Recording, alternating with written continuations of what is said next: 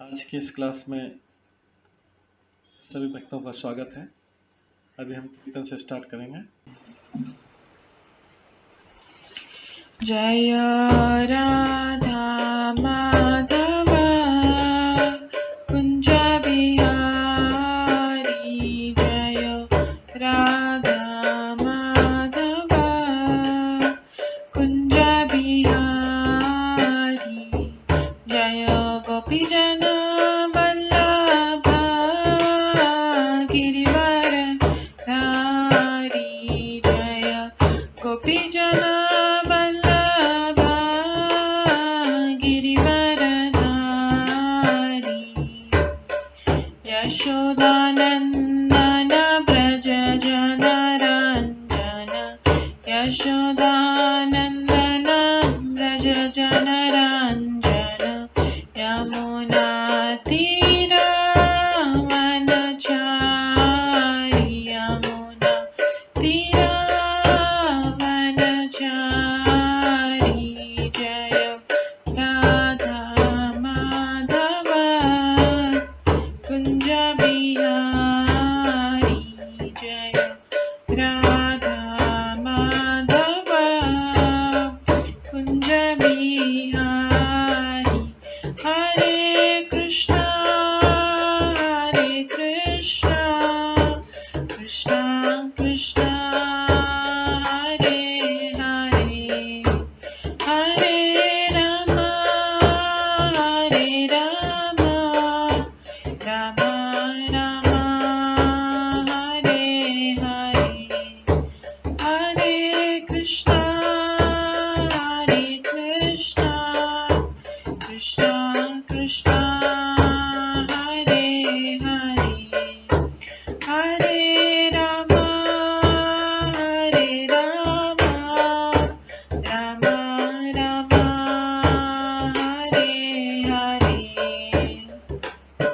हरे कृष्णा कृष्णा कृष्णा हरे हरे, हरे राम राम राम हरे हरे, हरे कृष्णा कृष्णा कृष्णा हरे हरे, हरे राम राम राम हरे हरे, हरे कृष्णा कृष्णा कृष्णा हरे हरे, हरे राम राम राम हरे हरे, हरे कृष्णा कृष्णा कृष्णा हरे हरे, हरे राम राम राम हरे हरे, हरे कृष्णा कृष्णा कृष्णा हरे हरे, हरे राम राम राम हरे हरे, जय राधा माधव राधे, जय राधा गोविंद राधे, जय गौरनिताय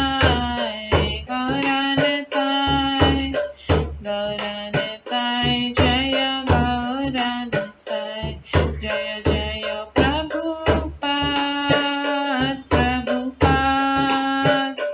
प्रभुपाद जय जय प्रभुपाद, जय जय गुरुदेव जय जय गुरुदेव, नित्य गौर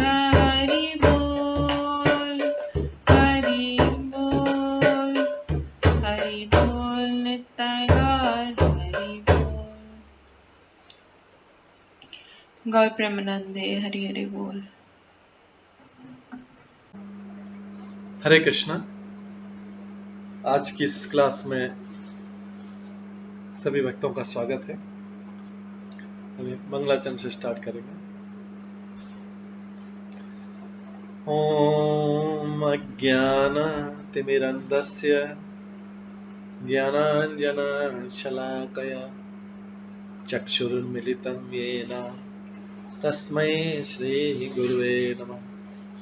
श्रीचैतन्यमनोभीष्टं स्थापितं येन भूतले स्वयं रूप कदा मह्यं ददाति स्वपदान्तिकम्।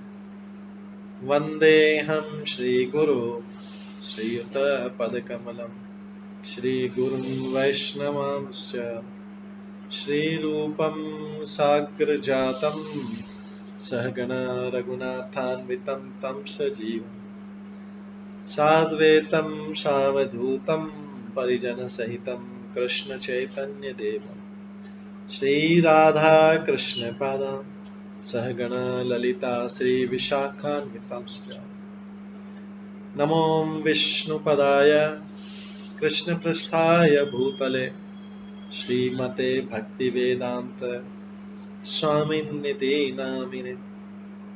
नमस्ते सरस्वती देवे गौरवाणी प्रचारिणे निर्विशेष शून्यवादी पाश्चात्य देशतारिणे। वाञ्छाकल्पतरुभ्यश्च कृपा सिन्धुभ्येव च पतितानां पावनेभ्यो वैष्णवेभ्यो नमो नमः। जय श्री कृष्ण चैतन्य प्रभु नित्यानंद श्री अद्वैत गदाधर शिवासादि गौर भक्तवृंद। हरे कृष्णा कृष्णा कृष्णा हरे हरे, हरे राम राम राम हरे हरे। ओम नमो भगवते वासुदेवाय। ओम नमो भगवते वासुदेवाय। ओम नमो भगवते वासुदेवाय। नारायणं नमस्कृत्य नरं चैव नरोत्तमं देवीं सरस्वतीं व्यासं ततो जयमुदीरयेत्। नष्टप्रायेषु भद्रेषु नित्यं भागवत सेवया भगवते उत्तम श्लोके भक्तिर्भवति नैष्ठिकी। कृष्णाय वासुदेवाय देवकी नंदनाय च नन्दगोपकुमाराय गोविन्दाय नमो नमः। सर्ववेदान्तसारमे श्रीभागवतम् इष्यते तद्रसामृतात् नान्यत्र स्याद्रति क्वचित्। आराध्यो भगवान् ब्रजेश तनयस्तनुधाम वृन्दावन रम्या काचिदुपासना व्रजवधूवर्गेण या कल्पिता। श्रीमद्भागवतं प्रमाणम् अमलं प्रेमपुमार्थमः श्रीचैतन्य महाप्रभुमतम् इदं तत्रादरो न परम्। मूकं करोति वाचालं पङ्गुलङ्घयते गिरिं यत्कृपातमहं वन्दे परमानन्दमाधवम्। हरे कृष्णा।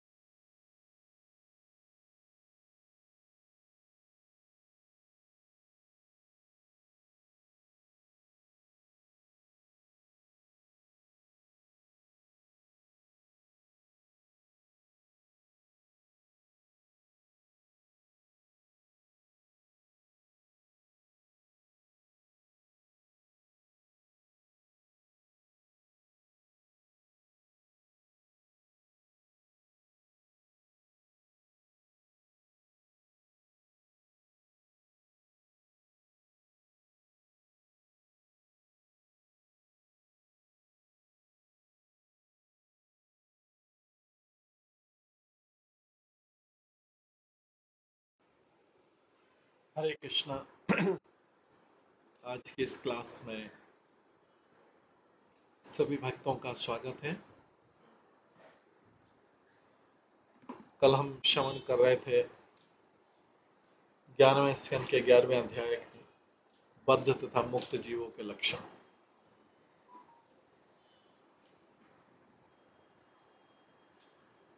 हमने कल श्रवण किया था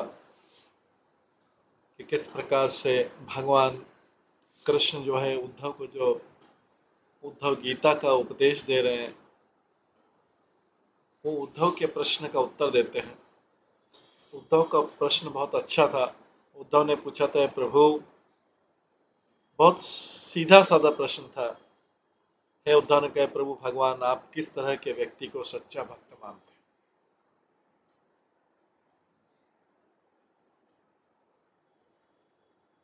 ये प्रश्न सभी के मन में आ सकता है कि भगवान अपने मुख से बोलें कि वो किस व्यक्ति को, किस तरह के व्यक्ति को सच्चा भक्त मानते हैं। और आपके भक्त किस तरह की भक्ति को समर्पित करते हैं जो आपको अर्पित किया जा सके। मतलब आपकी भक्ति, कैसी भक्ति को आपको अर्पित किया जा सके और आप किसको सच्चा भक्त मानते हैं। ये उद्धव का सीधा प्रश्न था। भगवान ने सीधा उत्तर दिया। भगवान 28 गुण बताते हैं।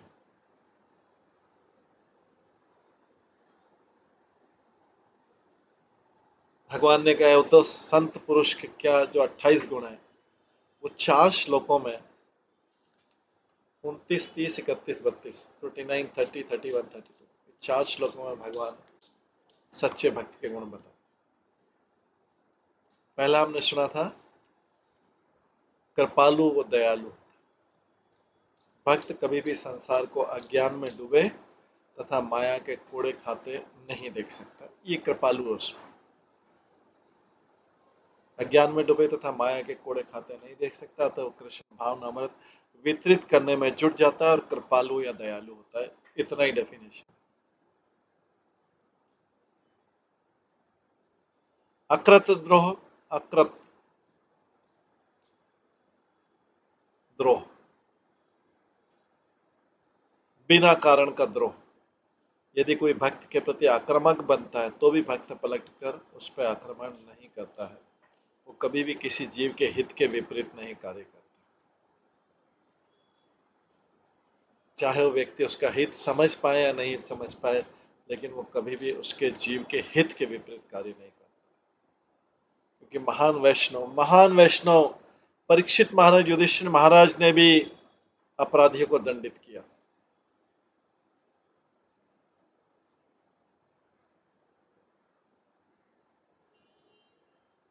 जब राज्य उचित रीति से न्याय किया जाता है राज्य से, तो पापी विध्वंसकारी लोगों को वास्तव में उनके द्वारा दिए जाने वाले दंड से लाभ होता है। वैष्णव भी दंड देता है, लेकिन वैष्णव अब क्योंकि ये जिनको दंड मिलेगा वो अपने अवैध कार्यों के घोर कर्म फल से मुक्त हो जाते हैं। उनके जो कार्य अवैध कार्य हैं, जो शास्त्र के अनुसार नहीं है,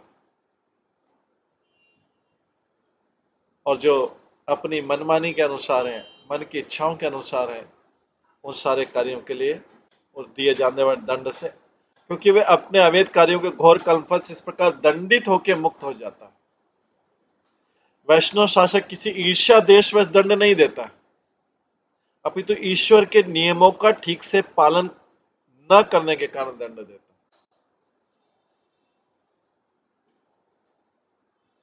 इस तरह कर्मी भी जो भौतिक इंद्रिय में लगे रहते हैं, वे कर्मी को बोला गया आत्महंता है।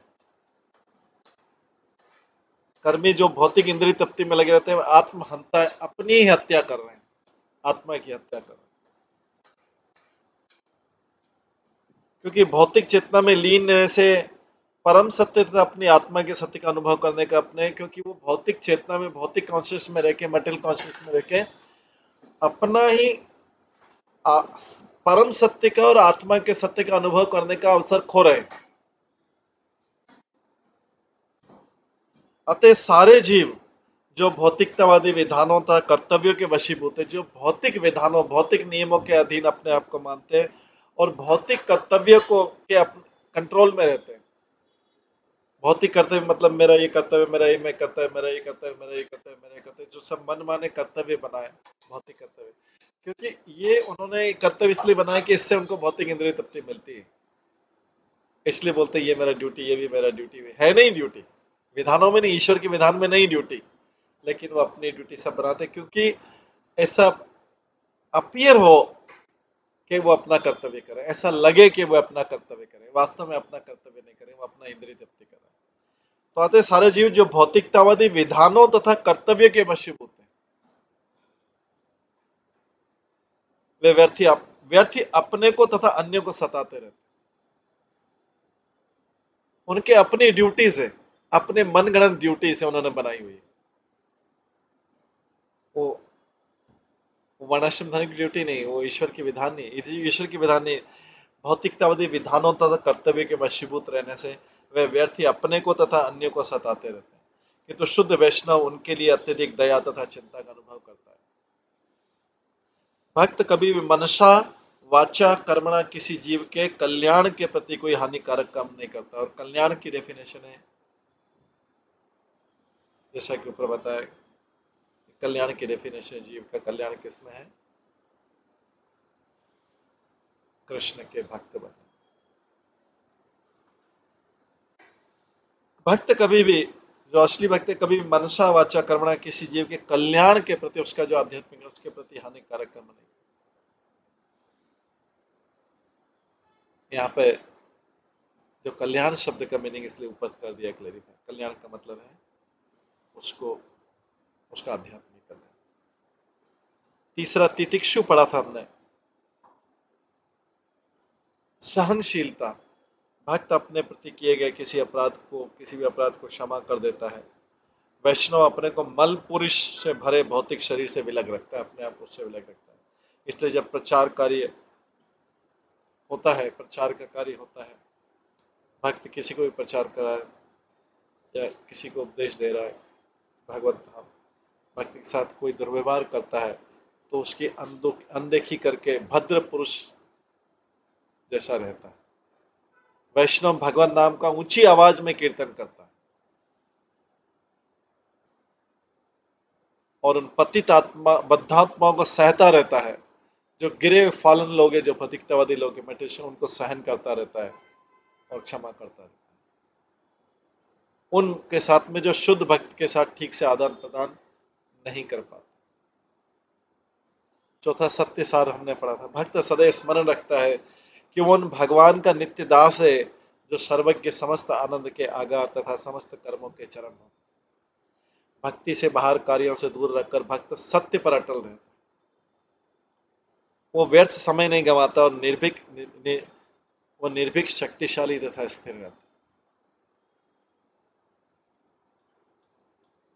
अनवदात्म्य, भक्त जानता है कि भौतिक जगत नश्वर माया जाल है। भक्त जानता है कि भौतिक जगत नश्वर माया जाल है, अतः वो कभी किसी से ईर्ष्या नहीं करता, क्योंकि भौतिक जगत ही नश्वर है। किसी से ईर्ष्या करके वो स्वयं अपना ही स्थिति को गंवा रहा है, अपनी स्थिति को निम्न पतित कर रहा है।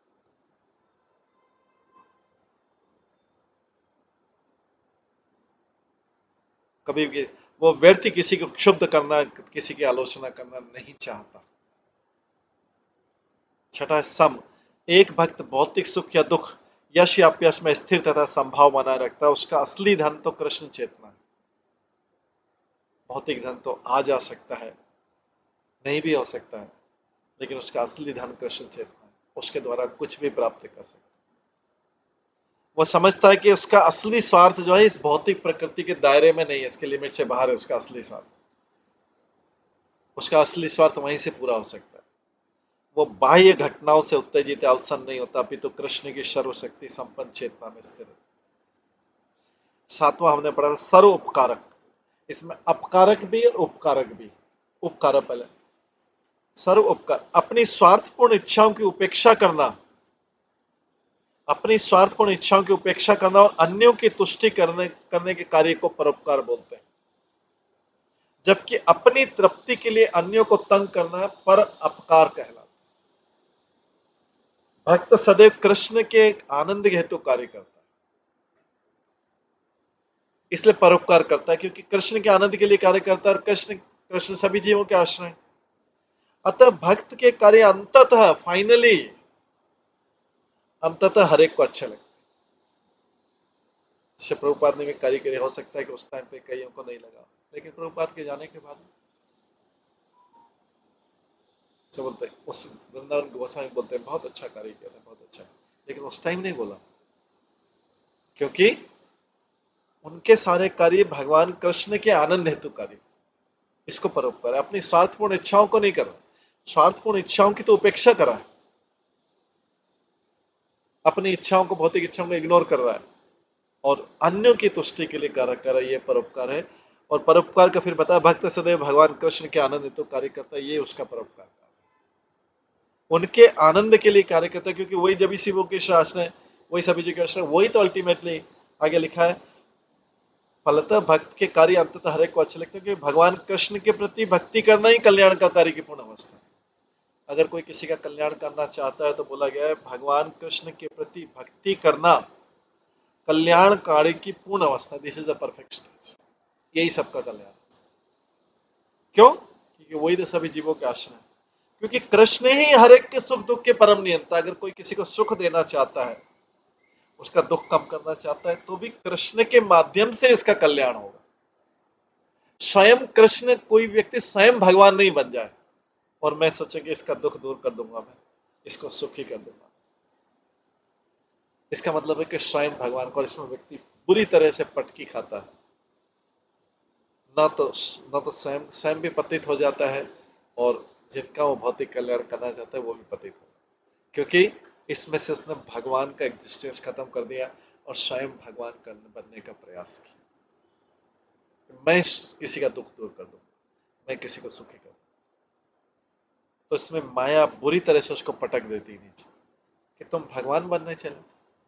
सुख दुख तो व्यक्ति को अपने भाग्य से मिलता है, प्रकृति के नियमों से मिलता है, तो तुम केवल किसी व्यक्ति का आध्यात्मिक उत्थान कर सकते हो, जिसके द्वारा कृष्ण नजदीक आके अपने सुख दुख को कम कर सकता है, स्वयं कृष्ण के द्वारा अपने सुख दुख को कम कर सकता है। अगर हर कोई व्यक्ति संसार में दुख करने लगता, तो अगर प्रेसिडेंट ऑफ अमेरिका चाहे तो संसार से दुख खत्म कर देगा, फिर भागवत गीता का सेंटेंस हटाना पड़ेगा, दुखालय शाश्वत। अमेरिका के प्रेसिडेंट, उसके पास इतना धन है, अमेरिका अपने धन को पूरे सारे दुनिया में वितरित कर देगा, तो सारे लोग सुखी हो जाने चाहिए। तो अमेरिका के प्रेसिडेंट की पूजा करनी चाहिए थी, वही बात। फिर गीता से, भागवत गीता से ऐसा शब्द हटाना था कि ये जगत दुखालय। तो कितनी मूर्खतापूर्ण बात है कि अगर कोई व्यक्ति सोचता है कि मैं दूसरों के दुख डायरेक्टली, भगवान से परोपकार का मतलब है कि भगवान कृष्ण के प्रति भक्ति करना कल्याणकारी की पूर्ण अवस्था, यही अल्टीमेट वेलफेयर है। क्योंकि कृष्ण ही हर एक के सुख दुख के परम नियम। मूर्ख लोग मिथ्या अहंकार के वशीभूत होकर अपने को अन्यों का परम हितैषी मानकर अन्यों के नित्य सुख में हाथ न बटाकर दिखावटी भौतिकता दे कार्यों में लगे। मूर्ख लोग मिथ्या, इसलिए बोला गया मूर्ख लोग मिथ्या अहंकार के कारण, अपने आप को भगवान मान के, अपने आप को सुख बांटने वाले मान के, मिथ्यांकर वशीभूत होकर अन्यों को परम हितैषी के, मैं आपका बहुत बड़ा हितैषी हूं मानकर, अन्यों के नित्य सुख में हाथ न बटाकर, उसको नित्य जो सुख देना है भगवान को वो नहीं देकर दिखावटी भौतिकतावादी कार्यों में लगे रहते और उसको सुख देने का प्रयास करते। शुद्ध रहने तथा शुद्ध रहने, स्वयं शुद्ध रहने तथा प्रचार कार्यों में लगे रहने के कारण भक्त ऑटोमेटिकली हर कृष्ण, हर एक का सर्वश्रेष्ठ मित्र रहता है, उसका कोई ना अपना रहता है ना पराया रहता है, ऑटोमेटिकली हर एक का सर्वश्रेष्ठ होता है, क्योंकि वो भगवान के द्वारा दिया गया कार्य, भगवान के द्वारा अपेक्षित कार्य, प्रचार कार्य कर रहा है और शुद्ध रह रहा है, स्वयं शुद्ध। तो बार बार यहाँ पे अल्टीमेट वेलफेयर का बताया, अगर परम हितैषी अपने को बनाना है इसके बाद काम रेहत भी, सामान्य लोग सारी वस्तुओं को अपनी तुष्टि के साधन के रूप में देखते हैं। सामान्य लोग इस जगत में जो भी चीज उनके सामने अवेलेबल है, जो भी चीज उनके सामने सोचते हैं मेरी तुष्टि का साधन, इसका मैं उपयोग कर सकता, और इस तरह वे उन्हें प्राप्त करना अथवा अपने नियंत्रण में रखना चाहते हैं। ये सारी सुविधाएं मेरे नियंत्रण में। अंततोगता मनुष्य चाहता है, पुरुष चाहता है कि उसके पास स्त्री हो जिससे संभोग कर सके, और स्त्री चाहती है कि उसके पास पुरुष हो जिससे संभोग कर सके। तो मनुष्य के हृदय में पीड़ा युक्त कामाग्नि को जलते रहने के लिए भगवान वांछित ईंधन प्रदान करते हैं। भगवान उसकी इच्छाओं को पूरा, तो जो उसको भगवान इस भौतिक जगत में रहना, भगवान उसकी इच्छाएं वांछित ईंधन प्रदान करते, फ्यूल देते रहते। ठीक है, करो। किंतु वैसे ऐसे दिग्भ्रमित लोगों को आत्म साक्षात्कार प्रदान नहीं करते, अपनी भक्ति नहीं देते। तो जब वो सफरिंग उसके कारण कष्ट पाएगा, अपनी इच्छा पूरा करता, भगवान उसको क्योंकि भक्ति नहीं दी, वो सफर करे। इसलिए व्यक्ति अपने ही कष्टों के, अपने ही कर्मों के कारण दुख और सुख पा रहा है। प्रकृति उसके कर्मों का रिकॉर्ड रख रही है उसके पास। तो कोई व्यक्ति किसी संसार के किसी व्यक्ति के दुख और सुख को कैसे कम या ज्यादा कर सकता, कैसे कर सकता? जैसे कोई व्यक्ति कॉन्स्टिट्यूशन कैसे चेंज कर सकता, संविधान कैसे चेंज कर सकता? प्रकृति तो वही दे रही है जो उसने कर्म किए हैं, वही दे रही जो उसने कर्म किए। और भगवान भी वही इच्छाएं पूरी करे जो उसकी इच्छाएं पूरी करे उस गुण में आके। लेकिन भगवान ऐसे दिग्भ्रमित लोगों को आत्म साक्षात्कार प्रदान, अपना भक्ति नहीं दे। भगवान कृष्ण दिव्य है और निरपेक्ष, न्यूट्रल है, डिवाइन है, न्यूट्रल है, भौतिक जगत से ऊपर है। भौतिक जगत की जो अपना पराया वो वाला विचार भगवान में नहीं, दिव्य है, निरपेक्ष। किंतु यदि कोई व्यक्ति भगवान की सृष्टि का दुरुपयोग करना चाहता है, सृष्टि का, तो माया के माध्यम से बोलते हैं तुम चलो ठीक है इसका दुरुपयोग करो।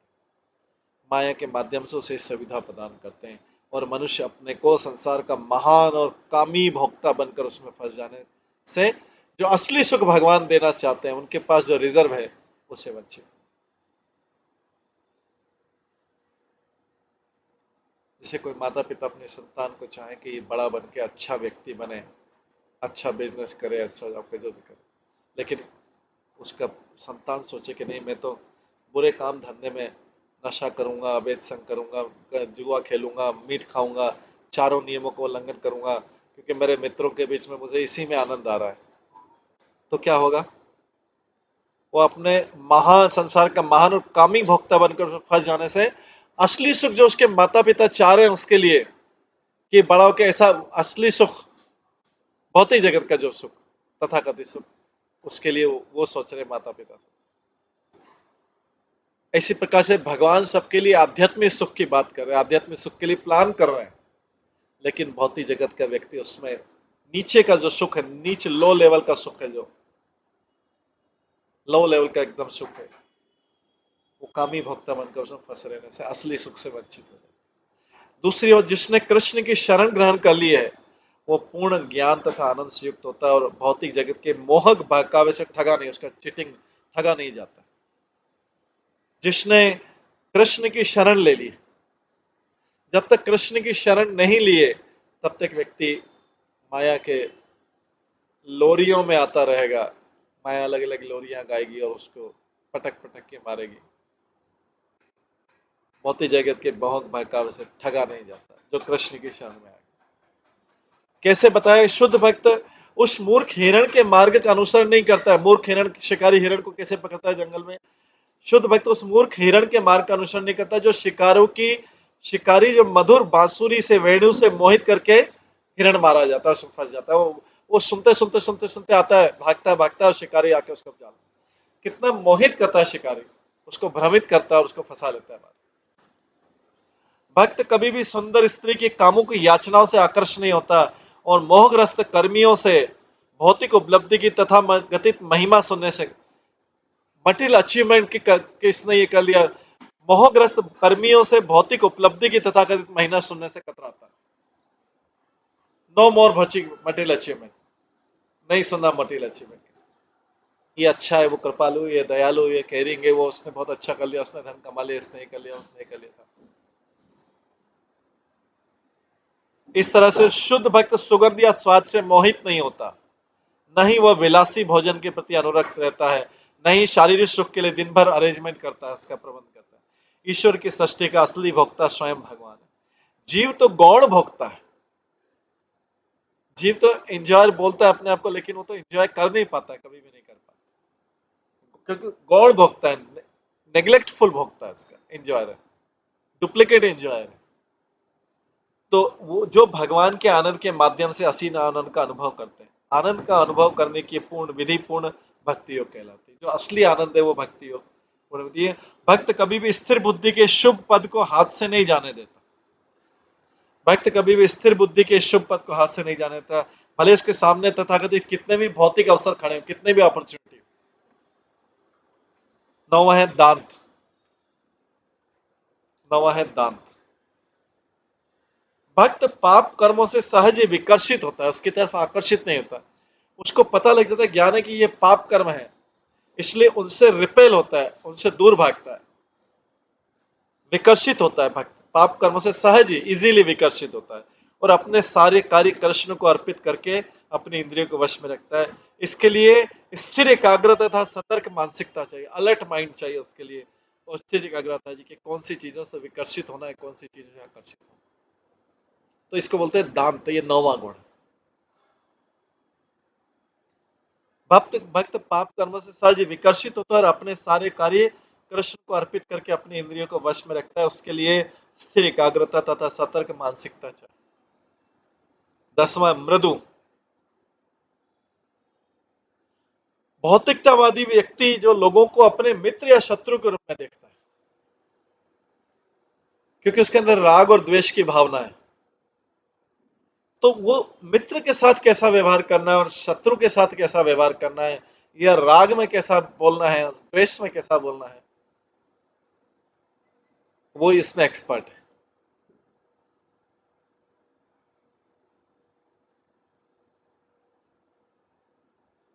भौतिकतावादी लोगों को मित्र या शत्रु के रूप में देखता है। इस तरह विपक्षियों का दमन करने के लिए अपने क्रूर और अपने क्षुद्र आचरण को कभी कभी सही सिद्ध करता है कि मेरा आचरण ठीक है, हालांकि उसके क्षुद्र आचरण एकदम थर्ड क्लास आचरण बोला गया है, लेकिन उसको भी सही सिद्ध करता है। अपने विपक्षियों का दमन करने के लिए अपने क्रूर अथवा क्षुद्र आचरण को भी कभी कभी सही सिद्ध करता है। क्योंकि भक्त कृष्ण की शरण में रहता है, वो अपने को किसी का शत्रु नहीं, अपने को वो अतः किसी को अपना शत्रु नहीं मानता और कभी भी अन्यों के कष्टों की कामना करके या उसमें उसको कष्ट देने में आनंद पाने की प्रवृत्ति नहीं है।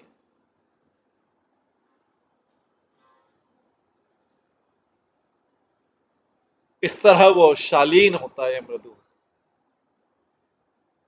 उसको राग या द्वेष के से प्रभावित होके या मित्र शत्रु मान के उसको कष्ट देने का उसके अंदर वो भावना नहीं रहता, क्योंकि उसका ना तो कोई मित्र है शत्रु, उसका तो भगवान ही मित्र है। जैसा हमने पिछले इसमें सुना कि वो भगवान को अपना वेल विशर मानता, वो संसार में किसी अपना वेल विशर नहीं मानता, भगवान को अपना वेल विशर मानता। 11वां है शुचि। जो अशुद्ध या अनुचित है उसे भक्त कभी नहीं छूता, जो अशुद्ध या अनुचित है उसे भक्त कभी नहीं छूता। ऐसे शुद्ध भक्त के स्मरण मात्र से मनुष्य पाप की प्रवृत्ति से छूट जाता है। ऐसे शुद्ध भक्त के स्मरण मात्र से मनुष्य पाप की प्रवृत्ति से छूट जाता है। अपने सम्यक आचरण के कारण भक्त शुचि या शुद्ध कहलाता है, उसके आचरण के कारण वो अपने, ये भौतिक आचरण की नहीं बात हो रही यहाँ पे, आध्यात्मिक अपने सम्यक आचरण के कारण भक्त शुचि या शुद्ध कहलाता। तो ये कौन बता रहा है? ये भगवान कृष्ण उद्धव को बता रहे, क्योंकि उद्धव ने प्रश्न पूछा था सच्चा भक्त आप किसको मानते हैं, तो भगवान ये बता रहे हैं इसको सच्चा भक्त मानते, ये सारे गुण बता। बारह अकिंचन।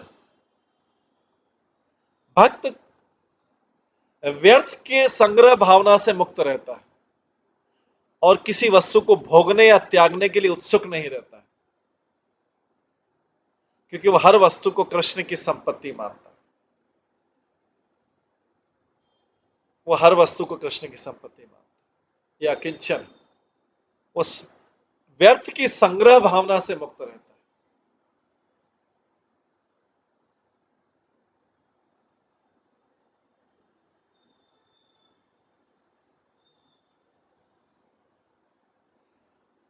तेरवा अनीह भक्त कभी भी अपने लिए नहीं अपितु कृष्ण की सेवा के लिए कार्य करता है। अपने लिए नहीं अपितु कृष्ण की सेवा के लिए कार्य करता है, इसलिए सामान्य सांसारिक मामलों से दूर रहता है। वो सामान्य सांसारिक मामलों से दूर रहता है।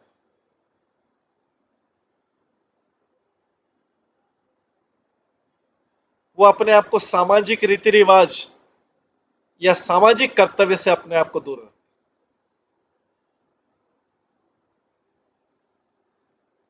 14वां है मित भुक भक्त जहां तक संभव होता है आवश्यकता भरी भौतिक इंद्रिय विषयों को ग्रहण करता है। भक्त जहां तक संभव होता है केवल आवश्यकता भरी भौतिक इंद्रिय विषय ग्रहण करता है, जिससे वो स्वस्थ रहे और ठीक से कृष्ण की सेवा कर सके। इसलिए वो अपने इंद्रिय कार्यों में फंसता नहीं है और अपने आत्म साक्षात्कार को हानि पहुंचने नहीं देता। आवश्यकता पड़ने पर कृष्ण की सेवा के लिए भक्त कोई भी वस्तु त्याग सकता है। आवश्यकता पड़ने पर कृष्ण की सेवा के लिए भक्त कोई भी वस्तु या व्यक्ति को त्याग सकता है और अपनी भौतिक आसक्ति को त्याग सकता है किसी को, किंतु तो अपनी प्रतिष्ठा के लिए वो किसी वस्तु को स्वीकार या अस्वीकार नहीं करता। वो इसलिए स्वीकार या अस्वीकार नहीं करता कि लोग क्या कहेंगे, अपनी प्रतिष्ठा के लोग क्या कहेंगे।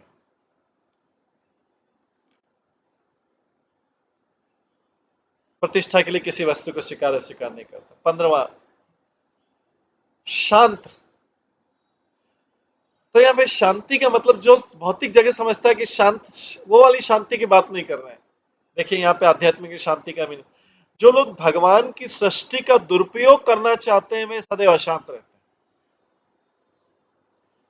जो लोग भगवान की सृष्टि का दुरुपयोग करना चाहते हैं वे सदैव अशांत रहते हैं, किंतु भक्त ऐसे व्यर्थ के कार्यों से सदैव विरक्त रहता है और वो अपने और इंद्रिय तृप्ति को अपने स्वार्थ के लिए सर्वदा विपरीत मानता है। और इंद्रिय तृप्ति को अपने स्वार्थ के सर्वथा विपरीत मानता है। भगवान की इच्छा अनुसार सदैव संलग्न रहने से, उस कार्य में लगे रहने से वो शांत रहता है। तो यहाँ पे भौतिक शांति की नहीं बात करें, आज मेरा माइंड अशांत हो गया, आज मेरा माइंड शांत हो गया, उस शांति की बात नहीं करें जो टेम्परेरी शांति। टेम्परेरी शांति तो किसी को ड्रिंक करने से मिल जाती है, या किसी को अंधेरे कमरे में चुपचाप बैठने से टेम्परेरी शांति, उस शांति की बात नहीं की जा रही। शांत, जो लोग भगवान की सृष्टि को दुरुपयोग करना चाहते हैं वे सदैव अशांत रहते हैं, क्योंकि उन्होंने दुरुपयोग किया भगवान की सृष्टि का।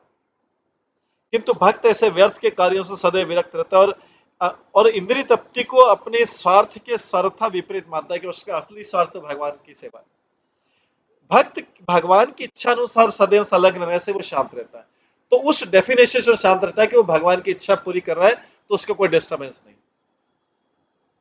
मानसिक रूप से, भौतिक रूप से कई बार डिस्टर्ब हो सकता है, लेकिन वो भगवान की इच्छा अनुसार सदैव लगा हुआ है, इस चीज से शांत रहता है। 16वां स्थिर। स्थिर भगवान कृष्ण को हर वस्तु का आधार मानकर भक्त कभी भयभीत या अधीर नहीं होता। भगवान कृष्ण को ही हर वस्तु का आधार मानकर कि वही सब चीजें, वहीं से आ रहा है सब कुछ, इसलिए कभी भयभीत या अधीर नहीं होता, उतावला भी नहीं होता है और भयभीत भी नहीं, तक बहुत ज्यादा भयभीत भी नहीं कि पता नहीं क्या कर देंगे भगवान, पता नहीं क्या कर देंगे, पता नहीं क्या, या फिर भगवान कितना अच्छा कर देंगे, अच्छा कर देंगे, पता लगेगा। स्थिर, क्योंकि भगवान को हर वस्तु का आधार मानकर भक्त कभी भयभीत या अधीर नहीं होता। 17वां मत शरण। ये जैसे भक्ति शास्त्री ठाकुर बताते 28 गुण में सबसे महत्वपूर्ण गुण है मत शरण। भक्त को भगवान कृष्ण की सेवा के अतिरिक्त कोई कार्य अच्छा नहीं लगता। भक्त को भगवान कृष्ण की सेवा के अतिरिक्त कोई कार्य अच्छा नहीं लगता है और अपना कर्तव्य करने के लिए सदैव सावधान रहता है, क्योंकि भक्त जानता है कि एकमात्र कृष्ण ही उसकी रक्षा कर सकते हैं और उसे उपयोगी कार्य में लगा सकते हैं। वो भौतिक जगत पे उसकी कोई आशा नहीं बंधी रहती।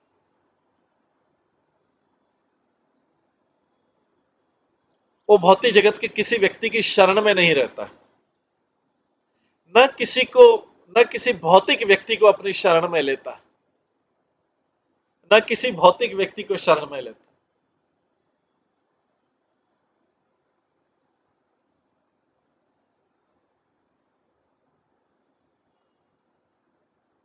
न वो भौतिक व्यक्ति किसी भौतिक के सगे। उसके लिए एकमात्र मत भगवान, भक्त को भगवान कृष्ण की सेवा के अतिरिक्त कोई कार्य अच्छा नहीं लगता है, और अपना कर्तव्य करने के लिए सदैव अलर्ट, सावधान रहता है कि उसका क्या नित्य कर्तव्य है। उसका नित्य कर्तव्य क्या, उसके प्रति अलर्ट रहता है, उसको नहीं भूलता है संसार। भक्त जानता है कि एकमात्र कृष्ण उसकी रक्षा कर सकते हैं और उसे उपयोगी कार्य में लगा सकते हैं।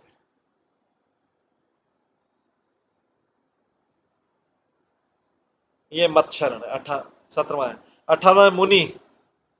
भक्त विचारवान होता है, भक्त थॉटफुल रहता है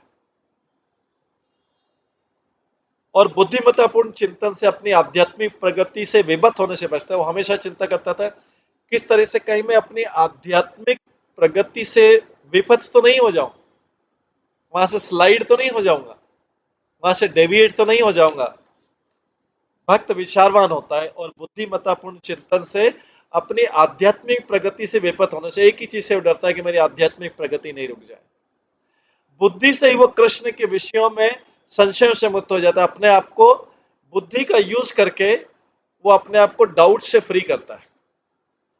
बुद्धि को कृष्ण भावनाओं में लगाता है, भक्तों के संग में लगाता है।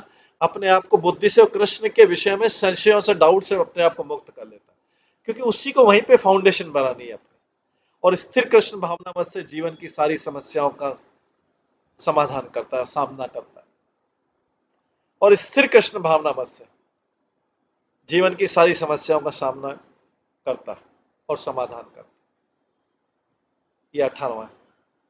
19वां है अप्रमत। जो व्यक्ति परमेश्वर को भूलता है,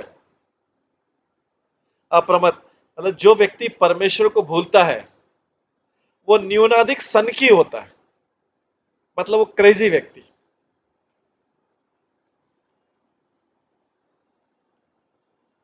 अप्रमत, जो व्यक्ति परमेश्वर को भूलता है वो न्यूना, कम या ज्यादा मात्रा में सनकी होता है।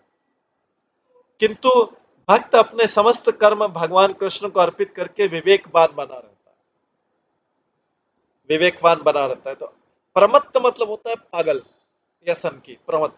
अप्रमत्त तो वो क्या रहता है, भक्त अपने समस्त कर्म भगवान कृष्ण को अर्पित करके विवेकवान बनाता है, इंटेलिजेंट बना रहता है। क्योंकि जो व्यक्ति परमेश्वर को भूलता है न्यूनाधिक सनकी होता है, न्यून या अधिक, कम या ज्यादा मात्रा में सनकी होता है, क्रेजी होता है। क्योंकि वो मन के आधार पर काम कर रहा है और मन तो क्रेजी है, क्योंकि उसने स्वामी किसको बना रखा है, मन को अपना स्वामी बना रखा है। और मन तो सनकी है, कभी किसी का मित्र बनता है, कभी किसी का शत्रु बनता है, कभी किसी को किसी कार्य में लगाता है, कभी किसी को किसी कार्य में लगाता है। क्योंकि मन का एकमात्र इच्छा है इंद्रिय तृप्ति, मैं अपने लिए कैसे सुख बढ़ाऊं, किन किन साधनों से, किन किन व्यक्तियों का संग करूं, किन किन साधनों का उपयोग करूं जो मेरे को प्रसन्नता प्रदान करें, मेरे जीवन में मेरे को सुख, इंद्रिय तृप्ति प्रदान। तो उसका आधार मन है। जबकि यहाँ पर जो व्यक्ति परमेश्वर को भूलता है न्यू अधिक सनकी होता है, उसको सनकी बोला गया। 20 गंभीर आत्मा। ज्यो ज्यो भक्त कृष्ण भावनामृत के सागर में डूबता जाता है, गंभीर आत्मा ज्यो ज्यो भक्त कृष्ण भावनामृत के सागर में डूबता जाता है, क्यों तो उसकी चेतना गहराती जाती है। सांसारिक स्तर पर मंडराने वाले लोग, जो सांसारिक स्तर पर मंडराने वाले सुपरफिशियल लोग हैं, वो सतही लोग, सांसारिक स्तर पर मंडराने वाले सतही लोग, मतलब ऊपर ऊपर सरफेस से देख रहे हैं, भक्त की सतर्कता का अनुमान नहीं लगा सकते कि भक्त कितना अलर्ट है, भक्त अपने नित्य उद्देश्य के प्रति कितना अलर्ट है, उसका अनुमान नहीं लगा पाता। 22वां जित षड गुण। आध्यात्मिक ज्ञान के बल पर आध्यात्मिक ज्ञान के बल पर भक्त जो भूख, प्यास, शोक, मोह, जरा तथा मृत्यु इन 6 आवों को जीत लेता है। उसको विजय नहीं प्राप्त करना है, लेकिन आध्यात्मिक ज्ञान के बल पर भक्त भूख, प्यास, शोक, मोह, जरा तथा मृत्यु इन 6 आवों को जीत लेता है। इसको जीतने का मतलब है, मृत्यु को जीतने का ये मतलब नहीं कि उसकी मृत्यु नहीं होगी। आध्यात्मिक ज्ञान इन 6 आवों को जीत लेना मतलब ये उसको डिस्टर्ब नहीं करते हम। ऐसा अमानी भक्त कभी भी गर्वित नहीं होता। यदि विख्यात भी होता है, बहुत उसकी प्रसिद्धि हो जाए, तो ख्याति की परवाह नहीं करता। उसको पता है कि ये भगवान की कृपा से, भगवान का भक्त बनने से मिली है ख्याति। उस चीज को नहीं भूलता, वो ख्याति में गर्वित नहीं होता।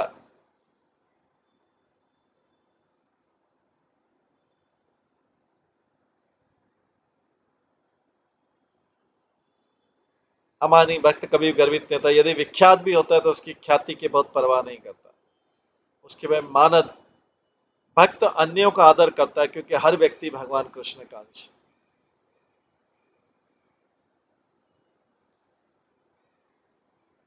भक्त अन्यों का आदर करता है क्योंकि हर व्यक्ति भगवान कृष्ण का अंश। कल्य कृष्ण भावनामृत की सच्चाई को अन्य लोगों को समझाने में भक्त दक्ष होता है, एक्सपर्ट होता है।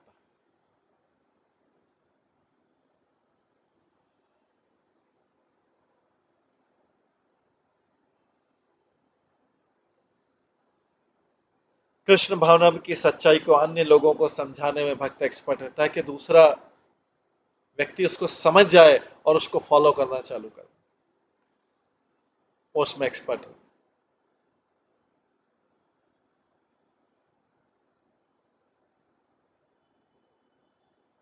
25वां कल्य।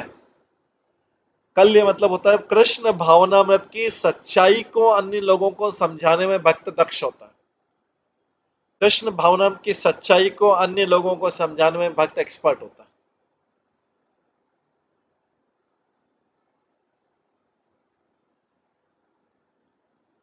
26वां मैत्र भक्त किसी को भी देहात्म बोध में प्रोत्साहित करके धोखा नहीं देता।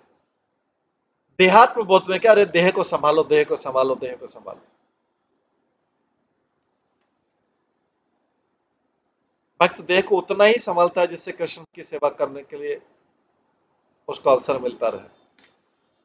देहात्म बुद्धि में नहीं कि भौतिक रूप से सुखी हो, पहले भौतिक रूप से, सारा संसार ये देता है पहले भौतिक रूप से सुखी हो, पहले तभी तो भगवान की भक्ति कर पाएंगे। भौतिक रूप से सुखी हो। वो जो बोलते हैं शरीर को रखना है, शरीर को रखने का मतलब है वो उनका रखने का स्टैंडर्ड जो है, मतलब शरीर को बहुत सुख दे दो पहले, फिर भक्ति में शरीर को इतना सुख दे दो कि शरीर इतना कंफर्टेबल हो जाए कि वो बात पता चला भक्ति भूल जाए। शरीर को उतना ही केयर करना है, क्योंकि संसार में जन्म, मृत्यु, जरा और व्याधि ये निश्चित है।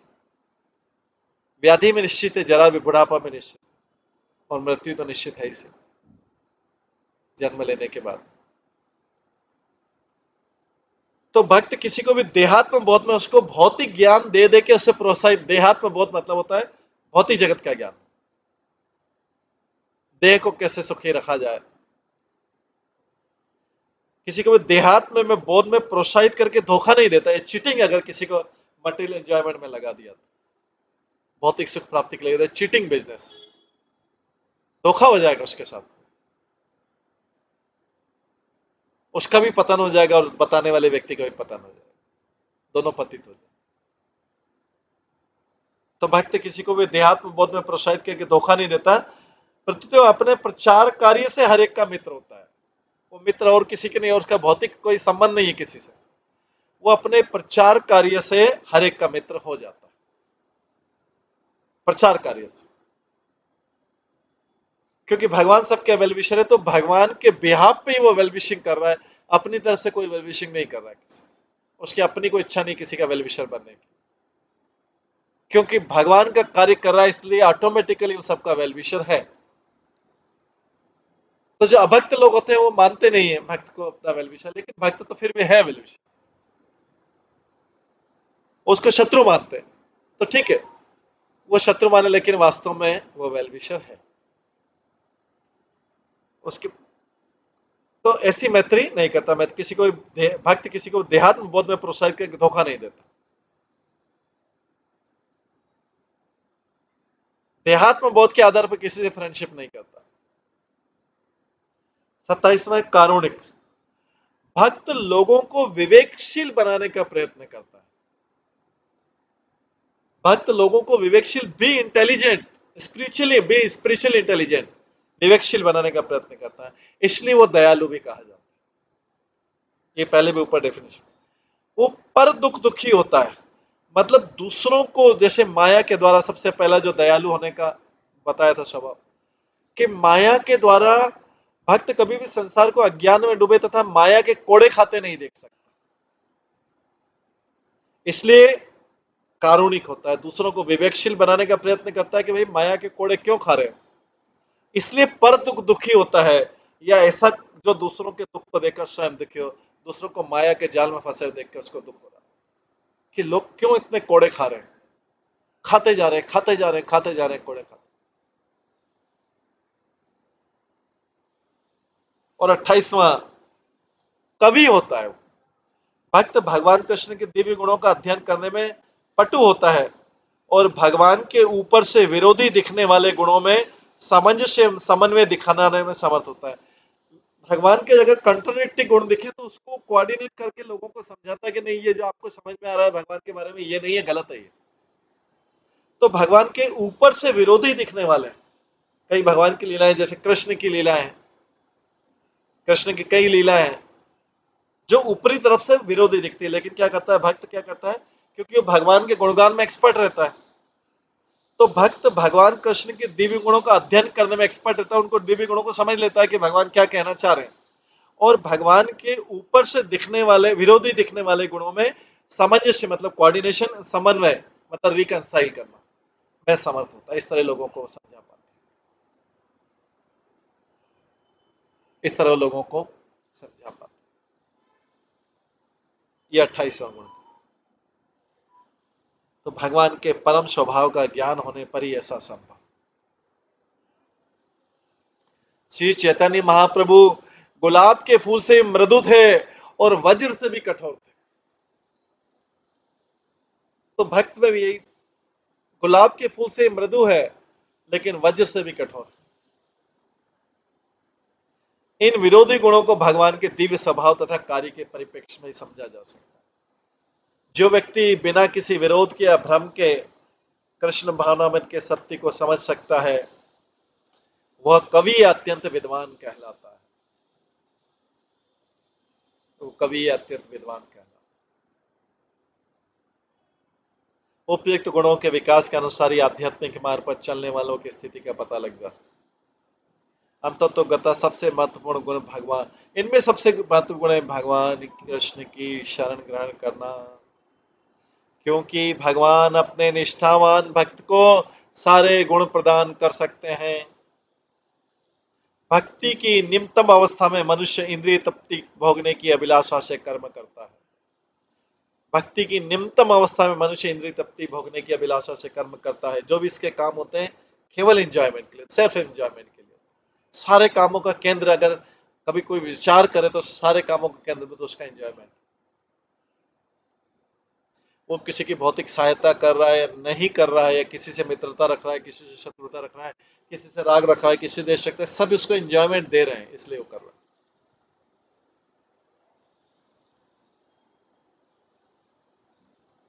तो भक्ति की निम्नतम अवस्था में मनुष्य इंद्रिय तृप्ति भोगने के लिए अभिलाषा से कर्म करता है, किंतु उसी के साथ वह कर्म फलों को भगवान को अर्पित करने का प्रयास करता है। यह अवस्था कर्म मिश्र भक्ति कहलाती है। जो जो मनुष्य भक्ति में शुद्ध बनता जाता है, जो जो मनुष्य भक्ति में शुद्ध बनता जाता है, त्यों तो वह ज्ञान के माध्यम से विरक्त और चिंता मुक्त होता जाता है, और इस अवस्था में वो दिव्य ज्ञान के प्रति अनुरक्त हो जाता है। अतः यह अवस्था ज्ञान मिश्र भक्ति। अब दूसरा, पहला कर्म मिश्र भक्ति हो गया, दूसरा ज्ञान मिश्र भक्ति।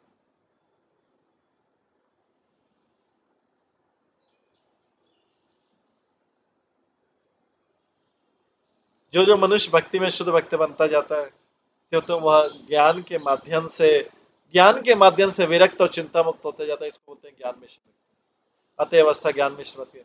किंतु जीव के लिए शुद्ध कृष्ण प्रेम सर्वोच्च सुख तथा स्वाभाविक स्थिति। शुद्ध कृष्ण प्रेमी सबके लिए, इसलिए निष्ठावान भक्त क्रमशः इंद्रिय तृप्ति तथा ज्ञान भोगने करने की अपनी इच्छा को जीतकर शुद्ध भक्ति की अवस्था को प्राप्त करता है, जो निजी इच्छा से रहित होती है। शुद्ध भक्ति में निजी इच्छा नहीं, भगवान की इच्छा ही सर्वोपरि। न कर्माणि त्यज्यते योगी कर्मभ्यस्त्यज्यते ही स। योगी को कर्म नहीं छोड़ना चाहिए, प्रत्युत उसे विरक्ति का अनुशीलन करना चाहिए, विरक्ति का, जिससे उसके कर्म स्वतः उजल होते जाएंगे। दूसरे शब्दों में मनुष्य को अपने नियत कर्म करने चाहिए, भले अपूर्ण क्यों न हो। यदि वो कृष्ण भावना में अग्रसर होने में निष्ठा रखता है तो भक्ति योग के बल पर उसके कर्म क्रमशः शुद्ध भक्ति में परिणित हो जाएंगे, अगर वो कर्म को भगवान को अर्पित किए। ऐसे के अनेक अनेक कर्मी, मनोधर्मी तथा भौतिकतावादी भक्त हैं जो भक्ति के बल पर पूर्ण बने होते हैं। कृष्ण भक्ति करने से मनुष्य को स्वतः जीवन का परम आनंद मिलता है और वो पूर्ण ज्ञान से युक्त हो जाता है। शुद्ध भक्ति की विधि में कोई अभाव नहीं है और इंद्रिय सुख या दार्शनिक तुष्टि प्राप्त कर लेने के लिए किसी बाह्य प्रयत्न की आवश्यकता नहीं पड़ती।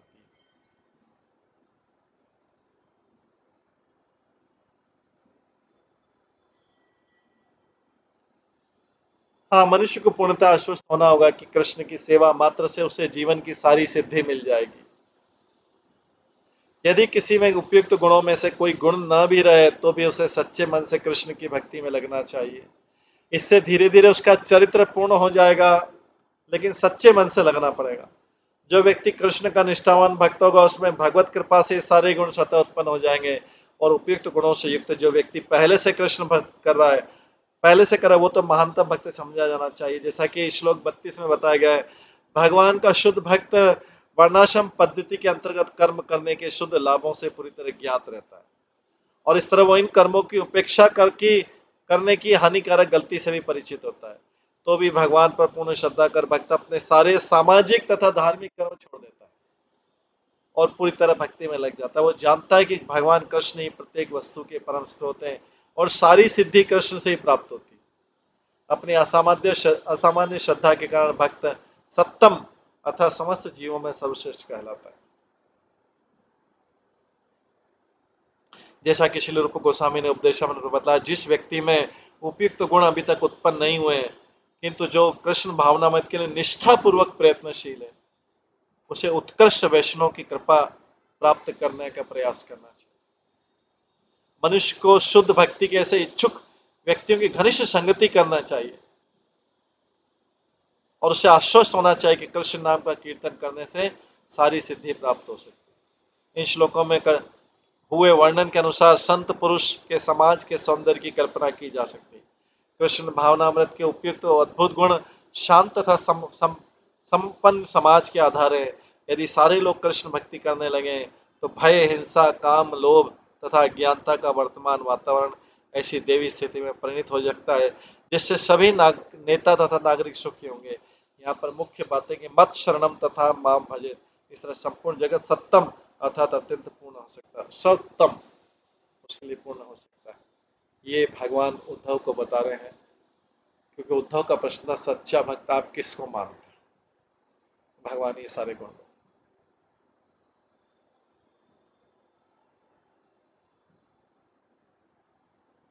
इस तरह स्पष्ट क्वेश्चन और स्पष्ट क्लियर क्वेश्चन और क्लियर आंसर उद्धव गीता में बताया जा रहा है। इससे ज्यादा स्पष्टता कहीं और नहीं दिखाई देगी मिलेगी।